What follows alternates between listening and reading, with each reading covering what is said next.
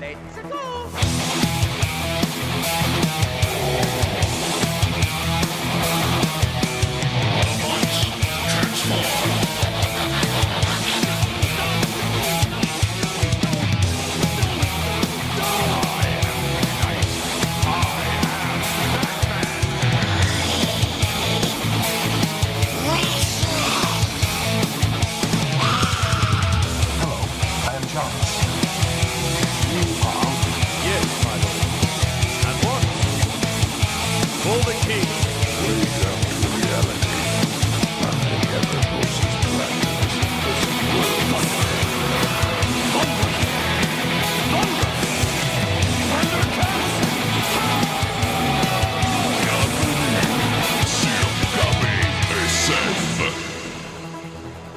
Enregistré le 16 juin 2026, c'est l'épisode 234 du balado KBSF, un balado sur la culture geek, majoritairement de la ville de Québec, mais on ratisse large puis on touche un peu à tout comme d'habitude. Mon nom à moi, c'est Carl Bourdage. Je serai accompagné ce soir de Sean Feeney et de Patrick Bourdage, qui est ici avec nous ce soir parce que le segment miniature, là, on va vous en parler tantôt. Fait que, les gars, comment vous allez? Pat, comment tu vas?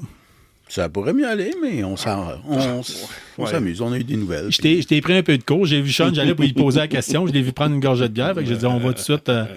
On va aller à Pat. Ouais. Bon. C'est le plaisir d'enregistrer en visuel dans la même pièce. Ça permet de faire ça. Bon, on va vous expliquer pourquoi ça va plus ou moins bien pour moi dans une minute. On va faire la chronique d'essai assez vite. Oui. Ouais. Sean, toi, comment ça va? Ah oui, ça c'est comme une semaine de... Oui, je suis content d'être dans le studio. Ouais. Regarde, mon meilleure partie de la semaine, c'est que tu sois dans le studio. C'est ce qu'on dit. Ben, de toute façon, si vous avez déjà écouté notre balado, vous le savez, c'est thérapeutique. C'est thérapeutique. Ce soir, les gars, on est le 6 juin. Comme je demande disais. la carte. Toi, comment ça va? Ça va bien. Oui, ça okay. va bien. Oui. Ben, je me suis fait... Je suis détrempé. J'ai eu froid. On a passé la journée à la journée des petits entrepreneurs qui est sur la rue Saint-Jean parce que ma fille y participait. À force de traîner ma fille dans les Comic-Con, elle est habituée de voir des gens qui vendent leurs dessins, des tableaux, des choses semblables, puis elle a décidé de participer. C'est bon. Quand même cool. As-tu bien vendu? Oui. Oh, good. Quand même good. surprenant, tu sais, puis honnêtement, je pense qu'elle va avoir pogné le goût peut-être de dire de faire ça peut-être éventuellement, là, de perfectionner son coup de pinceau pour peut-être participer dans d'autres conventions. En fait, c'était pas une convention, c'était comme un événement. C'est quand même une grosse fin de semaine. Là, mais ici, à Québec, il mouille à Sio. Il y a plu toute la journée. Puis c'était le bazar des ruelles dans Limoilou. Puis c'était froid. Qui a lieu demain aussi. Ouais, c'était quelque chose. C'était quelque chose aujourd'hui dehors. Oui. On se serait cru en Angleterre. Pas loin, hein? Oui. Et étrangement, J'avais des souvenirs de Halifax, moi. C'est une affaire. Mais pourquoi je parle d'Angleterre? C'est parce qu'aujourd'hui aussi, c'est l'anniversaire, le 6 juin. C'est l'anniversaire de Robert Englund, que vous avez connu, qui a fait le rôle de Freddy dans Les Griffes de la nuit, je crois, en français. Oui, je pense que c'est ça. Hein? Nightmare on Elm Street. Oui, c'est ça. Qui va aussi être 79 ans quand même. Oui. Oui. Il n'est pas jeune. Oui, puis il va faire partie du listing des invités de cette année du Comic-Con de Montréal. Oui, tu es dans la première saison de Vie dans les années 84. Oui. C'était un extraterrestre dans la vie. Ça remonte à loin, ça. Là. Dernièrement, il était il était pas dans Stranger Things. Oui, il était dans Stranger Things. Quand même. Il fait plein de choses, il n'arrête pas. Là. C'est sûr, il tourne moins il n'est plus le personnage principal, il n'est plus l'acteur principal dans les films, mais il est toujours quelque part. Là. Il n'est pas arrêté. Ouais. À la dernière conférence de presse qu'il y a eu pour le Comic-Con de Québec, on a eu l'occasion de parler avec Cliff Caporal, qui me disait justement que tous les gars de l'horreur comme ça, là, c'est des gros noms pour le Comic-Con. Puis c'est quand même des noms qui sont très dispendieux à faire venir. D'ailleurs, j'ai vu passer cette semaine les premières séances photos qu'on peut déjà acheter nos séances photos sur le site du Comic-Con de Montréal pour le Comic-Con qui va arriver au mois de juillet. Et j'ai fait le saut quand j'ai vu le prix que demande M. Englund pour une photo. Ouais. C'est ça. Il se prend pas pour un 7-Up dégazé, là. C'est quand même... J'ai jamais vu ce prix-là. Honnêtement, j'ai jamais vu ce prix-là. C'est fou, Red. Les prix, ils n'arrivent pas à le monter. Là. C'est débile. Là. J'ai pas hâte de voir les prix des signatures. Il y a à peu près... au-dessus de 10 ans, je me rappelle avoir payé 40$ pour me faire prendre en photo avec vous autres, avec Boba Fett. Jeremy Bullock, le Boba Fett original. Puis je trouvais que c'était cher. Ouais. Mais là, Robert Englund, il demande 250. C'est dépassé. C'est beaucoup. Mais quand tu penses que même des vedettes d'Angleterre là, qui ont fait Doctor Who demandent entre 100 et 150 $, un petit peu plus maintenant. Puis les Whovians, s'il y en a une gang que d'habitude, ça coûte cher. tout ce qui a rapport à Doctor Who a tout le temps coûté cher à chaque fois qu'il y a eu des événements semblables à ça. Oui, c'est la même chose avec Star Trek ou même Firefly, là, c'est fou raide à Star. Les prix juste pour les 8 membres qui sont vivants, les 7 membres qui sont vivants, là, c'est fou raide, les prix sont après les prix montés. Là. Moi, j'étais chanceux, j'ai pogné 2, 3, puis les 3 ensemble ont coûté 100$. Puis si je voulais avoir Nathan Fillion puis Alan Tudyk, Joel State, j'ai eu ça, mais si je voulais Alan Tudyk puis Nathan Fillion, ça me coûtait autour de 300 pour avoir les deux. C'est 150. Non, Nathan Fillion, c'était 125, puis Alan Tudyk, c'était 100$. Ça peut être un très beau souvenir, là, on va se le dire. Ça peut être un très beau cadeau que vous offrez à quelqu'un que vous aimez, là, qui tripe sur... Mais c'est big. Là. Ça commence à... Si vous flippez des boulettes pour vivre, ça fait beaucoup de boulettes d'hamburger. Ouais. Puis moi qui ai payé une photo autographiée de Morgana Baccarin à un de mes employés parce qu'il me remplaçait pour que je puisse aller au Comic-Con alors qu'il était en congé. Quand j'y ai dit ça, j'ai dit en passant, Jean-François, c'est pas moi, c'est mon employé. J'ai expliqué. Elle s'est juste levé les yeux un petit peu, me regarder du coin de l'œil, un petit côté assez. Genre, mes genoux sont en train de fondre, puis elle a regardé, puis elle a fait oh. Et quand j'y ai dit ça, il était crampé, là. Puis j'ai dit, tiens, lave-là ta photo. Morgana Baccarin a causé pas mal de petits problèmes dans l'équipe de malaise.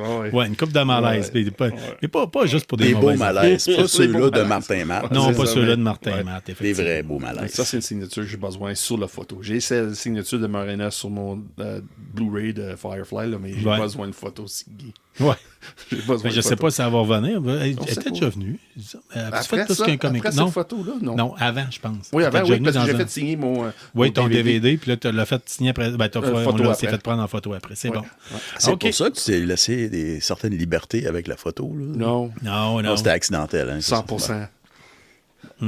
Fait que ça fait le tour un peu de la petite intro que je voulais utiliser sur le fait que c'est l'anniversaire de Robert Englund. On a déchiré un peu vers le Comic-Con. On va rechirer sur le Comic-Con tantôt probablement aussi parce qu'il y a d'autres invités qui se sont rajoutés.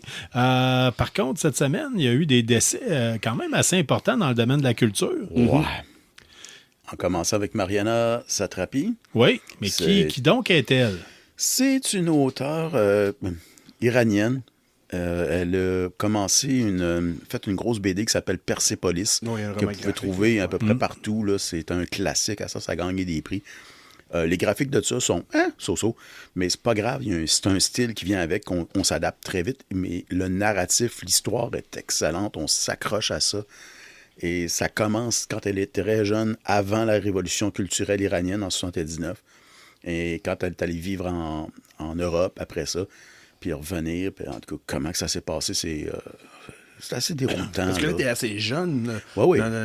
Ben, décédée là, mais elle avait mon âge. Là, oui, donc quand elle était dans la Révolution iranienne, elle était assez jeune. En 79, elle avait ton âge, elle avait 9 ans. Oui, c'est ça, c'est jeune, pareil. Là. Elle voyait ses parents, c'était, comme il disait, c'était des gens qui étaient très cultivés. Les Iraniens, en général, sont très cultivés. Puis, du moins, à l'époque, ils l'étaient. Oui, ils sont encore pas pires, c'est juste qu'ils peuvent pas dire tout ce qu'ils veulent, en tout cas. Mais ses parents étaient très politiquement impliqués, puis il y avait beaucoup de culture, tout ça, puis ça jasait beaucoup autour de la famille, puis avec des amis dans le temps, comme dans la BD, elle explique. Et puis après ça, ben ça a viré au cauchemar. Oui, ben c'était un choc que si vous ne saviez pas. Vous pouvez toujours vous amuser. Ben, vous amuser. C'est triste de penser ça. Mais si vous embarquez sur Google puis vous marquez Iran Then and Now, vous allez voir la différence qu'ils ont eu au niveau avec culturel. l'Afghanistan, la Somalie, l'Irak, ben de ces places-là. Oui, en tout cas, mais je pense que l'Iran, c'est pire parce que c'était une culture qui ressemblait beaucoup plus à la culture nord-américaine. Oui, avec d'ailleurs, le Shah d'Iran, qui était le roi, qui a été déposé par avait dit je veux que l'Iran rattrape et même surpasse l'Occident en culture, puis en richesse, puis en industrie. En tout cas, ça c'est pas rendu là, ça a l'air. Là. Fait que, malheureusement, elle est décédée à 59 ans? 56 ans. Ouais. Ça me rajeunit pas. Non, puis elle a quand même gagné, vous disiez tantôt qu'elle a gagné un Oscar, je pense, pour Persepolis. Oui, dans le fond, c'est ça. Son roman graphique est transformé en animation. Puis c'est ça qui a fait vraiment ouvrir l'audience pour ce livre-là. Là. Elle a gagné plusieurs prix. Là. Ouais, elle a été nominée pour l'Oscar. As-tu gagné? C'est ça, j'ai une blague. Mais oui, elle était au moins nominée, ça, c'est sûr. En tout cas, chose certaine, ça a explosé en termes de popularité parce que c'était déjà connu dans le domaine de la bande dessinée. Je n'ai jamais pris le temps de le lire. Mais j'ai eu l'occasion d'en entendre parler quand même assez fréquemment. Oui. J'ai déjà entendu ce nom-là, chose certaine. Donc, je défais mes boîtes, tu peux le lire. Ouais, mais sinon, le premier su est tout de suite en rentrée à gauche. Ouais, juste avant les escaliers, il y a toujours une copie. Oui, c'est quand même... C'est un peu comme Mouse, là, ça fait partie des incontournables, ou l'arabe du futur, des choses semblables à ça. Des romans graphiques politiques, là, c'est assez impressionnant, ce domaine-là. Le genre de truc réel, mais vu par les yeux de quelqu'un ordinaire qui a passé au travers de ça. Oui, oui. Il y a aussi d'essais importants en tout cas pour les fans de la franchise de Warhammer 40 000, et Dieu sait que on en fait partie. C'est John Blanchie qui serait décédé à l'âge de, tu m'as dit, 23 ans. Ouais, elle fait plus ça. S'il vous plaît. OK. Non, Chris, non, la dernière... Quand je travaillais pour la DPJ, à un moment donné, il y avait un jeune à un moment donné qui broyait de même. J'ai dit, mon chien faisait ça, puis je l'ai fait piquer. Fait que veux-tu arrêter de suite? C'est comme ça que ça marche. OK? Moi, puis ça, dans les écouteurs, c'était le marteau puis l'enclume se sont mis à shaker d'une façon qu'ils n'ont jamais brassé. Le Power Hammer. Ah oui, ça a fait du double bass drum, ce petit cri-là, dans mon oreille bionique. Ouais. Fait que John Blanchie, malheureusement, est décédé. Mais qui était John Blanchie? Je peux répondre, mais... C'est un des artistes qui a travaillé le plus longtemps avec Games Workshop et avec d'autres médias au travers de ça aussi. Il est très connu pour avoir fait un style particulier à lui qui est très surnommé Blanchitsu, qui est... Le côté gothique, un peu. Très, oui. Beaucoup des images que vous voyez de Warhammer 40 000 qui ont l'air très gothiques, comme on dit. Là. Très sale, très sombre. C'est pas exactement neat, mais en même temps, c'est tellement évocateur de ce que c'est. Entre autres, là, la couverture de Battlefleet Gothic, ce qu'on voit le gros vaisseau spatial qui arrive, là, c'est lui. C'est lui qui a fait la couverture aussi qu'on voit souvent avec une Sisters of Battle là, sur le dessus. Oui. Il a fait, en fait, quand vous tombez dans des livres de Warhammer ou de la culture tout simplement de Games Workshop, puis qu'il y a un style quand même plus sombre, plus coup de crayon quasiment à stylo, là, vraiment, là, c'est lui. Un peu de pastel mélangé au travers. Ouais. Il faisait juste pas de dessin, il faisait la couleur aussi. Ouais. Okay, il faisait tout. Okay. Puis tu sais, c'est quand même un gros nom parce qu'à l'époque, moi, je me rappelle, quand j'étais au cégep, et ça fait de ça plusieurs décennies, il y avait un de mes chums de gars qui étudiait en cinéma, il disait, tu sais, hey, John Blanchie. Je dis, ouais, mais je jouais même pas à Warhammer 40 000, les gars. C'est pas grave, là, c'est lui qui a comme inventé le côté, ce côté-là sombre de Warhammer. Alors que, tu sais, à une époque où c'est que Warhammer essayait de pousser les ventes en mettant beaucoup de couleurs fluo, beaucoup de couleurs, je dis fluo, très claires, très... tu sais, les vieux d'entre nous autres vont se rappeler des bases de figurines qui étaient toutes faites au Goblin Green. Ouais. Oui. Parce que tout se faisait dans un champ ou en forêt ou peu importe. C'est ça, puis c'était tout couleur Goblin Green. À cette époque-là, durant cette époque-là, John Blanchie, c'était le seul qui essayait de faire de quoi. Tu te promenais dans les pages de livres, et tu faisais « Hey, qu'est-ce que c'est ça? C'est donc bien dark! » Je cherche pas, c'était marqué John Blanchie. J'avais un gars que je connaissais comme chum dans le temps, puis quand j'arrivais avec mes livres de Warhammer 40 000, puis j'étais à une table en train de regarder ça au Tim Hortons, lui, il disait « Je peux-tu regarder ça un peu? » Il était pas intéressé au jeu puis à l'univers, lui, il regardait ça, puis « Maudit beau tatou. Maudit beau tatou. » Oui, effectivement. Puis encore mieux, John Blanchie, ça le faisait capoter, là. Oui, c'est un look très particulier. Mais vous pouvez voir ça facilement sur le net. Allez... oui, tout à fait. Je dirais à peu près... Ça a pas mal le même impact que Asher Geiger a eu sur le côté esthétique pour la science-fiction. Encore, ça se prononce Blanchie, mais c'est Blanche, le nom. Donc, même que pendant un bout, moi j'aimais bien gros quand il y a un moment donné dans les White Dwarf, il y avait des rubriques de ça, peut-être pas loin d'une dizaine d'années. Il faisait des rubriques Blanchitsu. Il refaisait des kits bash pour faire des figurines plus au style John Blanchie. Puis ça avait totalement un autre look, là, comparé des autres figurines qui étaient faites. Il fallait que tu kit bash un méchant temps, puis ça faisait des affaires bien particulières. Des jobs de peinture plus cochonnes un peu, là, dans le sens... beaucoup de wash, beaucoup sombre. Là, c'était... Mais ça a été une grosse influence pour plusieurs des artistes qui travaillent pour Games Workshop et même d'autres compagnies par la suite. D'ailleurs, les derniers temps, ils travaillaient aussi avec Trench Crusade. Qui n'est pas surprenant parce que c'est un style qui fit entièrement avec. Bien dans son style à lui. Là. D'ailleurs, cette semaine, j'ai acheté la dernière revue de War Games Illustrated parce que justement, dedans, il y avait un Battle Report de Trench Crusade. Ah, OK. Puis ça venait avec un sprue complet de miniatures assemblées de troupes japonaises de Bolt Action, mais c'est pas tombé dans l'oreille d'un sourd parce que je dois t'avouer, franchement, je suis déjà en train de magasiner de kits bâchés pour faire des troupes pour Trench Crusade à partir de ces figurines-là. Ben oui, mais ça se fait assez bien. Les uniformes de la Deuxième Guerre d'infanterie ressemblaient beaucoup à ceux de la Première. Guerre. Ouais. Puis si vous remplacez, disons, les casques par des casques de arômes, de chevalier ou des trucs comme ça, ben là...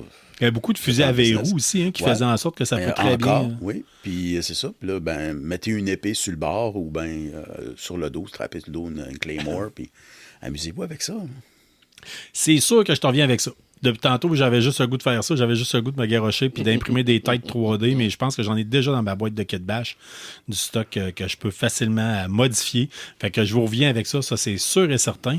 En termes de jeux de miniature, on a reçu des bons commentaires dernièrement, mais c'est à raison aussi. La semaine dernière, on vous a parlé du lore, de l'histoire en tant que telle. Oh, excusez. Ouais. Ben là, pendant que je vais continuer à parler, puis je vais apprendre la mienne après. Désolé.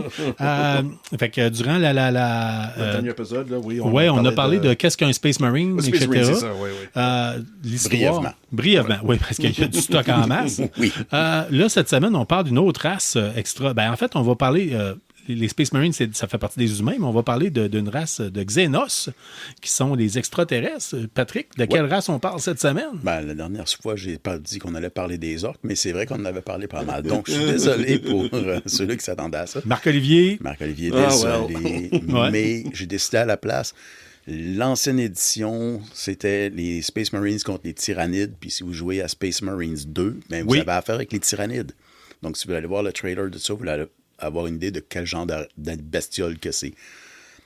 Si vous tripez sur le style les aliens de Alien, les xénomorphes, et puis vous voulez voir de tous ces bébites de même, mais comme si c'était Starship Troopers qui arrivent en masse. En vague, et non pas juste une dans un vaisseau. Avec des plus grosses, des plus petites, ceux-là qui volent et tout le tralala.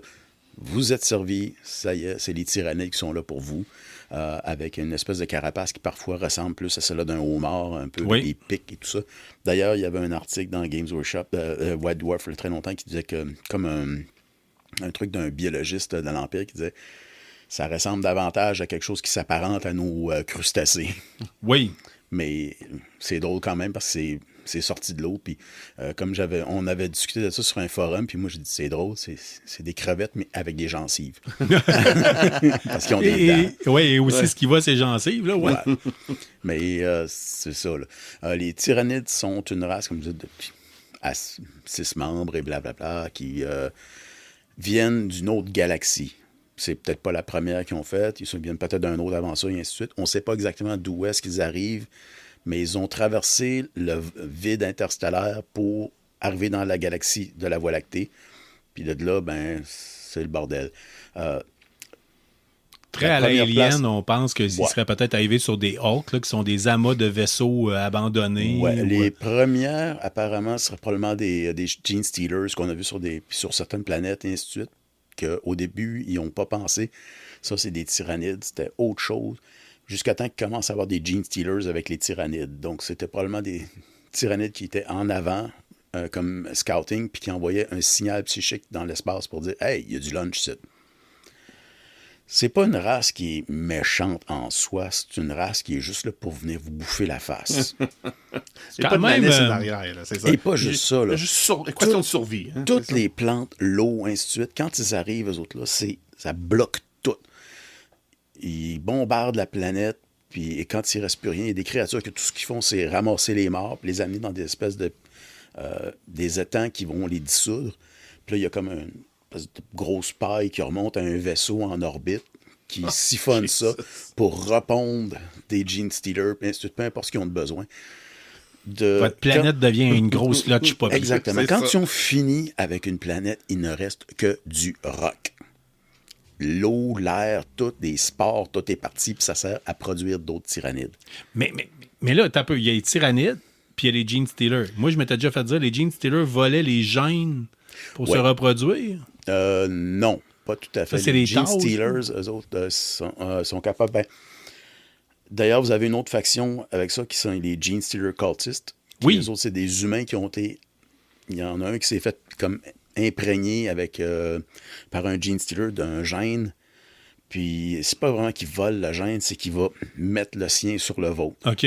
Puis là, vous allez avoir un bébé, puis votre bébé, ben, c'est un petit monstre. Mais ouais, ben vous le voyez comme étant un trésor. Warhammer Plus, qui est l'équivalent Ouais. un peu comme de Netflix, il y a eu un bon court-métrage là-dessus.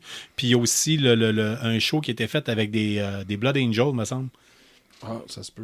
En noir, blanc et rouge. Ah oui, oui. Écœurant. Puis à un moment donné, on voit les cultistes débarquer. On voit le côté insidieux de comment ça rentre dans une société, puis tout ça le dit, c'est un culte. Parce qu'ils prennent le contrôle, puis les autres, ils voient le Gene Stealer comme étant l'empereur à 4 bras. Là. Ouais, c'est ça. Mais ça devient une genre de organisation secrète qui vit en dessous de la société, qui va saboter tout.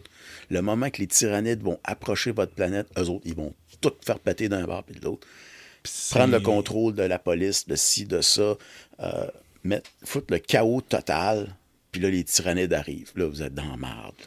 Si vous avez déjà joué à Necromunda, là, toi, tu avais une armée, une gang de Gene Stealer cultistes, et je dois t'avouer, franchement, j'ai rarement mangé mes bas comme de même. En tout cas, c'était très, très even Steven comme combat. Là, ouais. Carl jouait les Warlocks, comme il disait. C'est les fort, even Steven, c'est vraiment là, pas les pires faiblesses ni les meilleures, mais plus égales partout. Les meilleures chances que vous avez contre à peu près n'importe qui, puis les Gene Stealer cultistes, c'était pas mal l'équivalent. Oui. On a eu des belles batailles. Tout à fait. Mais hormis ça, ce qui est le fun avec les... petit côté étonnant avec les tyrannides, c'est que si vous voulez jouer une grosse game de 40 000, ben là, vous allez en avoir besoin d'un tapon. Puis après ça, un autre tapon. Oui, mais sais-tu quoi? Comme je t'ai dit tantôt, quelqu'un qui veut... Moi, les tyrannides, c'est ceux qui font partie de... en fait, c'est les Gene Stealers font partie du jeu Space Hulk, qui est un des... Je dirais le premier jeu. C'est le premier jeu, en fait, qui m'a fait embarquer dans tout l'univers de Warhammer 40 000. Et à chaque fois, j'ai peinturé mon jeu de Space Hulk qui a été peinturé d'un bout à l'autre, mais j'ai peinturé tout ce qui est Gene Stealer, on le disait tantôt, 3 couleurs. Ouais. 3 couleurs. C'est très, très simple pour ça. Tu sais, primer noir, dry brush. Ma première édition, je les avais fait gris. La deuxième édition de Space Hulk, je les ai fait plus mauve Gene Stealer. Mauve, la couleur des griffes et des dents, puis les yeux. That's it. Nice. Simple. That's it. Je vous le dis. Vous pouvez peinturer 75 figurines en une soirée si vous êtes motivé puis si vous êtes quelqu'un qui niaise pas trop. Là. Puis si vous avez une masse dans même en avant de vous, ben il y a un gars que j'aime bien sur YouTube. Ça s'appelle How I Paint Things. Puis à un certain moment, il montre comment peinturer un Ormagant. Puis il dit, bon, il prend le modèle puis le tient à bout de bras et dit, moi, c'est comme ça que je les regarde pour voir s'ils sont corrects. Parce que sur la table, ils vont être une certaine distance de vous. Vous n'avez pas besoin de le mettre juste devant votre nez. Là. Vous n'êtes pas en train d'inspecter tout pour voir si c'est le meilleur modèle. Non.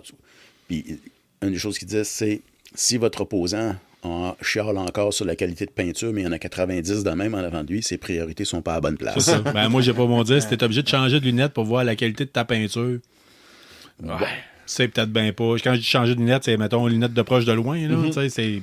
Ouais. Il y a pire que ça. Mais c'est ça. Mais quand vous avez un méchant à pompe qui sont pas mal similaires de même, là, ça fait une vague. C'est assez impressionnant à voir sur une table. En termes de peinture, si tu as le goût de te casser le bessic puis faire une job de peinture incroyable, là, moi, un de nos amis, André, lui, entre autres, il avait pris beaucoup de livres sur les insectes puis il s'amusait à le faire de couleurs vraiment pétées. Là, des variantes comme vraiment qu'il y a sur des carapaces d'insectes. Je lève mon chapeau, mais moi, je ne ferais pas ça. Ben, c'est pour en faire 1 ou 2, 3 modèles pour un petit diorama. Amusez-vous. Mais si c'est pour une armée, là, faites pas ça. Tu veux peinturer ton tyran, ton Carnifex, qui sont des gros... Vous pouvez prendre surtout les plus gros modèles, parce qu'il y a tout le temps des plus gros et des plus petits. Les plus petits sont importants parce que c'est vraiment ce qui tapisse le terrain puis qui fonce en avant. Les plus gros en arrière, eux autres, sont plus puissants, ils ont différentes fonctions de ça, mais ils ont aussi un truc qui s'appelle le Hive Mind, parce que c'est un esprit de la ruche. Ça arrive, puis c'est contrôlé, puis il y en a quelques-uns qui font comme un relais, qu'autour d'eux autres, pendant tant de pouces sur la table, ben, toutes les tyrannides continuent à fonctionner normalement, sinon, mais ils redeviennent plus comme des animaux.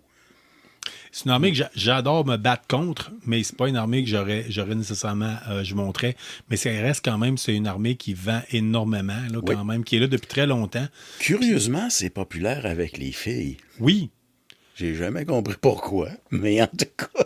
Ben, Il y en en a fait, qui peinturent des maudits beaux modèles là-dedans. Hein. t'as-tu terminé à propos des tyrannides? Ouais, tant qu'à ça. Ben, sais-tu quoi? Je vais faire le lien là-dessus. Oh oui, parce si que vous voulez aller voir il y a- ça, il y a le trailer de Space Marines 2, vous allez en voir là-dedans, là, c'est assez capoté. Là. Oui, ou si vous voulez voir, parce qu'il existe plusieurs personnes sur Instagram, entre autres, qui prennent des photos de leur armée. Là-dessus, il y a une jeune Allemande qui s'appelle Laura de Kido, qui est embarquée dans le hobby, elle, parce qu'elle tripait à peinturer des tyrannides. Si vous êtes un auditeur, vous allez tomber dans le public cible. Là. Oui. Donc, il y a plus laid que Laura de Kido, là. Mais il y a aussi le fait qu'elle, a peinture des tyrannides, mais au début, elle est embarquée en se disant, je vais les peinturer de différentes façons. Fait que, mettons, elle les peinturait comme Sonic, des Hedgehog, comme Mario de Les Simpsons. Super Mario, comme les Simpsons. Son armée au complet est toute capotée de même. Puis, dernièrement, elle, c'est ça, elle a embarqué avec les tyrannides. Puis là, elle commence à embarquer à faire d'autres armées et d'autres figurines. Et cette semaine, en fait, je crois que c'est aujourd'hui même. Ça vous montre le côté québécois qui prend sa place. On peut penser ce qu'on veut d'angine de poitrine, mais elle a fait 2 Space Marines aux couleurs des gars d'angine de poitrine. Avec les casques qui fonctionnent avec. Ouais, puis elle aime beaucoup à imprimer 3D les morceaux qui manquent, là, puis des choses semblables à ça. Fait que le drummer, il est comme avec deux Power Swords, je pense, ou 2 couteaux. Puis l'autre, son bolter, il a été remplacé par une espèce de guitare lettre. Ben, ça ressemble... Ben, c'est une guitare, mandoline, un là. peu, là, mais en même temps, c'est... En tout cas, elle les a faites aux couleurs d'angine de poitrine. Fait que je trouvais ça le fun d'en parler, de le dire directement. Oh my God, that's horrible. Ouais. Ah, c'est le fun. C'est fun, pas horrible. J'imagine Ah oui, mais c'est ça. Mais tu sais, comme figurine, là, je pense que Ouais, mais tu gardes ça sur ta tablette. mais ça, c'est sûr, hein. la fille, à un moment donné, elle a fait sa première game. Là, c'est une Allemande. Là, puis elle a fait sa première game. Elle disait, je vais enfin essayer le jeu. Je pense ça faisait 1 an qu'elle peinturait des figurines. Puis elle dit, j'ai jamais fait une game. Puis elle est arrivée avec son armée sur la table dans une boutique de Games Workshop officielle. Là. Puis pour dire, je vais jouer. Je vais jouer Tyrannide. Là, ça a l'air que elle explique au gars, j'ai jamais joué, mais ça, c'est mon armée. Puis le gars, il a comme what the fuck? Qu'est-ce que c'est ça? Genre, un en Mario, un en Sonic. Finalement, le gars, il dit Vassislos! Ouais, c'est ça. Parce qu'elle n'a jamais lu le lore avant. Elle a juste pogné des figurines pour peinturer. Au genre, ouais, ok. ben, probablement qu'elle. Mais elle, son trip, c'est de peinturer. Là, vraiment. Ouais, mais tu sais, c'est comme maintenant le défunt donjon là, qui est en dessous de la bibliothèque Gabriel-Leroy. Il y avait tout le temps un coin où le monde pouvait peinturer, puis il y avait une fille qui était là constamment à peinturer. Elle jouait jamais. Elle faisait juste peinturer. Puis je me rappelle, il avait montré dans le magazine White Dwarf, il montrait des boutiques à travers le pays. Là, il était venu voir le donjon. Il avait pris une photo d'elle, mais elle se cachait derrière un magazine. Puis là, les autres, ils avaient marqué en dessous ce joueur est tellement expérimenté qu'il préfère se cacher plutôt que le monde ait peur de elle puis ses tactiques, mais elle n'a jamais joué. Je sais toujours pas c'est qui, mais en tout cas. Ben, en tout cas, moi, il y a quelqu'un que je ne savais pas qui était un de nos auditeurs. Il s'appelle Kevin Tremblay. Oui. Kevin nous a écrit cette semaine. Ouais. Via Spotify, il a passé un commentaire comme de quoi qu'il aimait bien le sujet qu'on avait justement de parler des lore. Et il nous a questionné à dire qu'il a embarqué dans Age of Sigmar dernièrement avec une armée d'ogres, je crois. Oui. Et il disait qu'il était peut-être intéressé à embarquer dans Warhammer 40 000. Supposément que c'est le bon temps pour embarquer. Oui. Parce que là, tout le monde part à zéro. C'est ça. Let's go. D'ailleurs, les précommandes de la nouvelle boîte commençaient Aujourd'hui. là, the time is now. Mm-hmm. Mais c'est surtout si vous jouez Orc ou bien Marines. Ah, c'est le temps. Ou si vous avez un ami qui a le goût de jouer Orc puis vous avez le goût de jouer Marines. Ou On vous en a parlé la attendez semaine que passée. quelqu'un pense que ce que lui veut pas. Là. Mais là, Kevin, il disait qu'il était intéressé par les Imperial Knights. Oui. Et sais-tu quoi? On va en parler la semaine prochaine. Et Oui. je suis content parce que c'est pas énorme. Puis même tantôt, je t'en ai parlé, je t'ai dit, je les connais pas. Ben, je les connais, mais pas tant que ça. Puis j'en ai chez nous. Je les ai pas fini de les monter, ni de peinturer. Là, sont dans des boîtes. C'est triste, mais en tout cas. Mais par contre, j'avais aussi une armée d'ogres pour Warhammer Old World avant que Age of Sigmar sorte. Puis je vais te dire une affaire, mon cher Kevin, c'est que les ogres sont gros, sont forts, puis sont toujours en sous-nombre à cause de ça. Puis pour pas se faire mater, ils ont tout le temps les gnoblards avec eux autres, qui sont les petits gobelins qu'eux autres ils ont, qui sont mesquins, ces petits bâtards-là, puis sont rapides. Ça rebalance un peu les choses. Mais c'est un peu la même affaire avec les Imperial Knights. Tu as quelque chose de gros qui peut taper solide, mais tu vas être entouré par plein de petits mondes qui vont vouloir te casser la gueule, qui est à la gang. Donc c'est un pensez-y bien comment qu'on joue. Mais eux autres aussi, ils ont leur petit... acolytes à côté qui peuvent les aider à la protection. Là. Good. On va parler de ça la semaine prochaine. Oui, on va en parler la semaine prochaine. Là-dessus, on va lever notre verre à Kevin, un de nos auditeurs, justement. Ben, félicitations, Kevin, merci. Tu fais partie de notre salaire, c'est le même. C'est comme ça. Oui, surtout qu'il joue à Warhammer Age of Sigmar. Pensant à Kevin, les ogres, tu peux aller vérifier pour Necromunda. Ils sont particulièrement capotés, ils sont beaux, ils sont quelque chose. Messieurs, je vous propose une courte pause, puis on va revenir pour parler, d'entre autres, de ce qu'on a regardé ou ce qui s'en vient à regarder. Puis on va avoir cette semaine aussi un test de liqueur de Fallout parce que la caisse est arrivée au Canada. Yeah.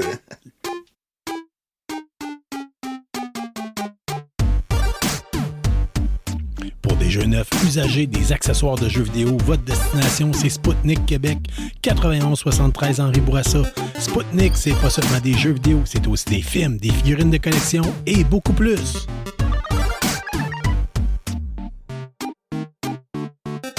Salut la gang, on est de retour avec vous autres. On est de retour avec vous autres, puis tout comme il y a d'autres choses qui est de retour aussi. Hein? Savez-vous de quoi qu'on parle? Non. Il y a un thème musical qu'on vous a fait à l'époque, puis on vous le remet parce qu'on est rendu là. Le reconnaissez-vous? Oui, ça me dit quelque chose.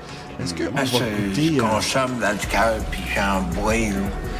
Oh, c'est bon, là, c'est bon. Juste le plaisir, là. Tu sais, c'est un plaisir de goûter à du Pepsi, là. Qu'est-ce qu'ils mettent là-dedans, là?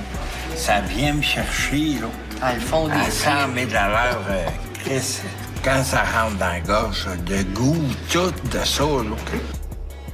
On est rendu là. Et on est rendu là, et vous savez, dans l'univers de Fallout, c'est pas du Pepsi, mais du Nuka-Cola qui existe. Et là, la nouvelle caisse de Nuka-Cola, faite par Jones, est arrivée à Québec. Hein? Enfin. Oui, enfin. oui. Et j'ai eu l'occasion d'aller la chercher hier. Je l'ai mis au froid. On l'a mis un peu avec de la glace, histoire de diluer ça un peu parce qu'on est deux diabétiques autour de la table. Regarde, je vais te laisser prendre le premier gorgée, là, puis je vais parler un peu. Là, mais là, juste en couleur, là, c'est rouge, pas pétant, ça, mais puis à c'est l'odeur, intéressant. je vous dirais, c'est pas santé, Non, t'es non, pas game. non, Ouais, non. puis on l'a fait goûter à ma fille puis à ma blonde juste avant d'enregistrer parce que les autres, ils voulaient y goûter. Puis on s'est séparé une bouteille à 4, dans le fond. c'est ça. Puis ça fait quand même une bonne dose de sucre. C'est ça. Ce soir, en fait, avant toute chose, je vais le présenter. toute chose. On teste pour vous autres le Nuka Cherry, qui est fait par Jones en collaboration avec nos amis de Fallout, de Bethesda. Oui. Ils nous disent que c'est la liqueur qu'on peut savourer, que la couleur représente la couleur des néons du Wasteland ou de la société en déchéance. Fait que ce soir, on essaye pour vous autres le Nuka Cherry. Oui, c'est ça. Vas-y, Carl, vas-y. Ouais. Vas-y, là. T'es pas game. Parce que juste l'odeur, là, ça me donne l'idée. Là, pour moi, c'est une cerise médication. Là. Une cerise là, comme du Vicks ou quelque chose. Ouais, je vous laisse y aller pendant que je vais te donner mes impressions à moi. D'après moi, pas dilué avec de la glace, ça doit être facile dans le dash, honnêtement. Mais c'est pas mauvais.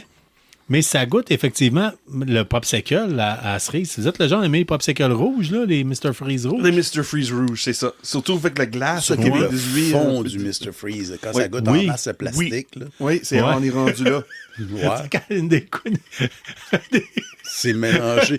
Tout ce qui reste, c'est saveur de tout ça un petit peu avec votre bave puis le goût du plastique. Si on était à SAQ et on ferait un test de vin, j'aimerais ça entendre le gars qui dit il y a des notes de plastique. mais oui. Mais de bave. Mais c'est exactement ça. C'est Mr. Freeze. C'est carrément ça. Oui, parce que tantôt, Sean, quand tu l'as senti, t'as dit ça sent le médicament. Oui, ça m'a dit. Mais oui, carrément. Là. J'avais l'impression que c'était du Buckley, pas Buckley's, là, mais du Benadryl Series. Ouais, là, ouais, ou, oui. Du Vic Series, là. Ouais, Cette faux ouais. Series, là. Même le Hall Series. Le médicament pour les enfants. T'as l'impression qu'il va avoir l'espèce d'antibiotique qu'il donne aux enfants, que c'est soit banane, soit Oui, cerise. ça là. aussi, oui. Mais tu sais que t'as l'impression que tu goûtes ça, puis on dirait que j'entends la tune de The Price is Right, tu sais, comme quand t'étais en congé parce que t'étais malade chez vous. Oui, 10h du matin, on regarde Ouais. Price is Right malade, puis là, je goûte la chose. Fait que vous autres, les gars, j'ai le goût de vous entendre. Hey. Pat, ton impression, c'est pas mal la même affaire. Ah, je pense que je l'ai donné quand je parlais du vieux Mr. Freeze. là. Ouais. Mais c'est pas la pire des affaires au monde. J'imagine que mélangé avec une shot d'alcool blanc, ça doit pas être trop C'est ce pire. que je disais tantôt. D'après moi, un cocktail que vous inventez, un petit cocktail avec une cerise maraschino là-dedans, là. Non, avec ça, un- c'est infect. Là. Ouais, je sais que c'est infect, mais juste pour le côté look un peu dans Mais un verre à martini sais-tu quoi? avec un peu de vodka. Là. À part du rhum blanc, là, Ouais. un petit rhum épicé avec ça doit pas être trop pire Oh, quand même. ouais. Ou à la limite, un petit fond de jus d'orange mélangé dedans, histoire que ça fasse une espèce de tequila sunrise Ouais, un il y a peu. ça. Ouais. peut-être. Ouais, peut-être. Ouais, oui. On pourrait appeler ça le Wasteland Sunrise Tequila, Nuka-Cola Cherry, puis un petit peu de jus d'orange. Là, ça vient de me rappeler quelque chose. Dans le temps, j'avais Les été à mauvais Porto choix. Rico. Tout le temps. Mais on avait été dans un bar qui s'appelle Papa Joe's. N'allez pas chercher ça sur Internet, c'est pas une bonne idée. Si ça existe encore. Hein? Probablement. Puis la fille au comptoir a dit j'ai dit, je vais prendre les bières Corona? Corona. Elle a dit une régulière ou une rouge. Bon, c'est la rouge, tu sais. Puis finalement, tout ce que c'est une Corona, mais ils mettent un peu de jus de grenadine dedans avec la lime, puis le vire up and down. Ça vient à peu près la même couleur Oui, mais que ça. en passant, j'ai écouté un épisode que tu as fait avec G pour Geek, puis Beerman disait qu'une Corona, quand tu fais chaud, ça fait un job. Mais une Red Corona, Beerman, il faut que tu essayes ça. C'est incroyable, selon moi. C'est pas pire, c'est plus festif, je dirais. Oui, C'est pas bon pour le diabète, là, mais c'est Ouais, festif. mais c'est ça, vous n'avez pas besoin de mettre un demi-litre de grenadine là-dedans, là, quelques gouttes seulement pour la virer up and down. Excellente Après ça, bière vous de ajustez. tondeuse. Ouais. C'est une bière que tu fais le devant de la tondeuse devant chez vous, tu prends une Red Corona, relax, retourne faire la derrière, une autre Red Corona. Tu bois ça comme Trash Talker, par exemple. Là. Ouais, il fait la tournade avant qu'il casse son Corona. Ah, avec non, le mais- bouteille. Il donne le swirl, puis là, il laisse ça descendre Non, direct non, dans le non, shot, je suis pas rendu là. Mais intéressant quand même, le Nuka-Cola Cherry, quand même. Oui, mais on est chanceux, on a mis de glace devant. Oui. Parce que ça, Ouais, peu, ça là, dit un petit le peu. côté sucre va être plus présent. Mais avec la glace, là, Oui, c'est bien. ça va tout le temps être de même, je te le dis tout de suite. Mais parce que c'est très sirupeux, hein, puis ça fait penser beaucoup à ceux qui sont notre âge, peut-être qui ont connu le camion Crest, la liqueur Crest Oui, qui ben était oui. livrée. Oui. Il y avait une liqueur à la cerise. Celle-là, j'ai jamais pris celle-là. J'avais de l'orange, j'avais du Ça goûtait à cola. ça. Ça goûtait à ça. Non, j'avais les 4 saveurs. Je me souviens, moi aussi, pas moi, c'est mon grand-père qui a toujours commandé ça pour les petits-enfants. Là. Puis on avait le Crush, le 7-Up, le C-Up. C'est pas le 7-Up, c'est du C-Up. Ouais, Puis on puis il y avait avait, le Cola, puis on avait le Root Beer. Ça, c'est des- Saguenay Dry, pour ceux qui viennent du Saguenay aussi. Oui, là. ça aussi, on avait ça ici. Ouais, Canada Dry ou Saguenay Dry, là, Ouais. je sais pas trop lequel c'était. Mais Québec Dry, je pense, à Québec. Quelque chose de Ouais, même. ça se peut. En tout cas, je sais qu'au Saguenay, Saguenay, c'est une culture à part. Fait que, Red Champ. Il y avait la Bad Dry, mais c'est pas la même affaire. ouais, c'est pas la même affaire. Fait La que Bad Drive, ça mais fait c'est pas. pas la même affaire. My God. Non. Yes. On fait le tour de ça. Fait que ça fait le tour un peu pour Nuka-Cola Cherry. La semaine prochaine, probablement qu'on va tester pour vous autres Nuka-Cola Orange ou Nuka-Cola Victory qu'on a déjà fait dans le show. Mais semble-t-il apparemment- que c'est une nouvelle recette Ah, oui. améliorée. Améliorer dans... Oh, j'ai hâte. Parce que c'était à C'est goûter, intéressant, là, parce que- c'était quand même louche. Oui, comme goût, là, moi j'étais là, je savais pas c'était quoi de barbe à papa ou du Ben, melando. c'était fraise ou, et mangue, je me rappelle C'était bien. bizarre, mais c'est ça, j'ai dit melando parce que même si c'était fraise et mangue, j'ai l'impression que c'était une melando chimique. Ouais, ben, en tout cas- C'était bizarre. Au barbe à papa, là. Mais c'est du Oh. quoi, je pense qu'on pourrait faire un show de l'émission de télé Mon étrange dépendance parce qu'à un moment donné, j'avais décidé de pas mal d'en prendre quelques-unes là, Ok, durant oui, le mois oui, sans oui. alcool. Là, puis je te confirme que tu t'habitues au goût puis tu le développes. OK. Mais moi, j'ai le goût d'essayer Nuka-Cola Orange la semaine prochaine. Oui, semaine Quitte à ce qu'on. prochaine, Ouais, on verra ça. Oh, triche. Ou peut-être qu'on pourrait prochain coup. Prochaine pause, on triche, là. Non. Mais peut-être que la semaine prochaine, on pourrait tester Nicolas Orange puis peut-être essayer le cocktail qu'on disait. Là. Oh, Tequila. oui. À faire une petite expérience. On verra. Oui. Ou une autre semaine. Oui, On verra. Oui. Fait que si vous voulez avoir S'il une fait caisse beau soleil, de ça, cette. Si vous voulez avoir une caisse de cet élixir. C'est une caisse de 12, hein, c'est ça? C'est une caisse de 12. Vous avez 4 liqueurs de chaque. Et ça vient avec un Ça fait ouvre-bouteille. 16, ça. 4 de 4, c'est fait 16. Ouais, C'est une caisse de 4, 12. trois de 3 quatre. sortes. C'est 3 trois- sortes. Ouais. C'est 4 3 fois 4, 12. 12. Ouais. Fait Ça, que c'est 3 quatre fois fois 4, trois sortes. 12. Ouais, 3 sortes, C'est ça. 4 bouteilles. Fait que ça, 4 de chaque sorte. Il y a 4. Il y a 3 sortes. Il y avait dit 4. Là, on va donner raison au monde. Là, on est parti pour donner raison au monde qui disent qu'on se saoule alors qu'on est rendu à notre deuxième bière. C'est pas ça le Fait- problème, c'est le style de Nuka-Cola. Ouais, ça c'est joue ça. dans la tête. Mais, Que M. Gérard a mentionné aussi sur Facebook. Là. On va se saouler. ouais. On va pas- Regarde. Mais toujours est-il que là, hey, tu m'as fait perdre mon point. Là. Oh my God! Oh no! 12.